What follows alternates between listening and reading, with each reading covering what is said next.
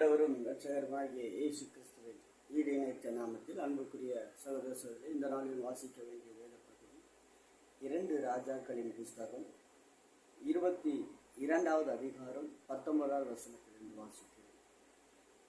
நான் இந்த ஸ்தலத்திற்கும் அதன் குடிகளுக்கும் விரோதமாக பாடும் சாபமானவர்கள் என்று சொன்னதை நீ கேட்டபோது உன் இருதயம் இலகி நீ கர்த்தருக்கு முன்பதாக உன்னை தாழ்த்தி உன் வஸ்திரங்களை கிழித்து கொண்டு எனக்கு முன்பாக அழுதபடினால் நான் உன் விண்ணப்பத்தை கேட்டேன். அன்புக்குரிய சகோதர சகோதரி, ஒரு மனிதனுடைய விண்ணப்பம் கேட்பதற்கு அவன் கர்த்தருக்கு முன்பதாக தன்னை தாழ்த்த வேண்டியதாக அவனுடைய விண்ணப்பத்தை, இவனுக்கு என்ன விண்ணப்பத்தை ஆண்டவர் கேட்டார் என்றால், வேத வசனத்தில் பார்க்கும் பொழுது இவனுக்கு முந்தின ராஜாக்கள் கர்த்தருக்கு விரோதமான பாவங்களை செய்து கர்த்தருக்கு விரோதமான செயல்களை ஈடுபட்டு அவர்கள் சாபங்களை வாங்கி கொண்டார்கள். கர்த்தருக்கு விரோதமான காரியங்கள் என்ன என்றால், தேவன் கட்டளைகளை விட்டுவிட்டு தன் இஷ்டம் போல வாழ்ந்து வந்தார்கள்.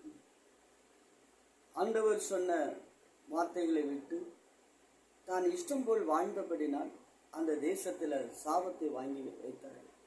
ஒரு மனிதனால் தேசத்துக்கு ஆசீர்வாதமாகவும் இருக்கலாம், ஒரு மனிதன் தேசத்துக்கு சாபமாகவும் இருக்கலாம். ஆனால் இந்த மனிதன் தேசத்துக்கு ஒரு ஆசீர்வாதமாக இருந்தான். இவன் இருந்த நாட்கள் எல்லாம் கர்த்தர் பலவிதமான சாபங்களை சொல்லி வைத்திருந்தான்.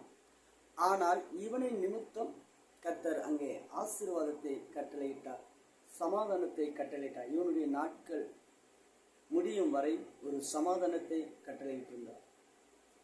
அன்புக்குரிய சகோதரனே சகோதரி, நீயும் நானும் கர்த்தருக்குள்ள சரியானபடி அவருடைய கட்டளையை கேட்டு அவருடைய கட்டளையின்படி நீயும் நானும் நடப்போமானால், தேசத்துக்கு நீயும் நானும் இருந்தாலே கர்த்தர் என்னை நிமித்தம் உன்னை நிமித்தம் கர்த்தர் சமாதானத்தை, அவர் சொல்லி வைத்திருந்த சாபமான காரியங்களாக இருந்தாலும் சில நாட்கள் கர்த்தர் அவனுடைய காலத்துக்கு பின்பு, நம்முடைய காலத்திற்கு பின்பு அந்த சாபங்கள் வர பண்ணுவார். அதை கொஞ்சம் லேட் பண்ணுவார்.